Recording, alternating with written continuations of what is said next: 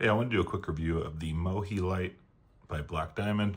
I've used this light so much and on so many trips and camping trips, and I'm really familiar with it now and really like it. So a couple of things about this light. One, it has these fold out hooks here, so you can use these to hook it to your backpack or whatever you might need to. But normally what I use these for is either hanging at the top of my tent or at the top of my car if I'm car camping. The button here, if you just press it once, it'll turn it on and off. If you double click it, it'll flash. So in an emergency situation, or if you were trying to get the attention of a friend. A lot of people will complain that this light is dim or they have an issue with how bright it is. Usually the problem is people don't understand that if you hold down the button, it'll cycle through the brightnesses on the light. So you can see that cycling through that brightness.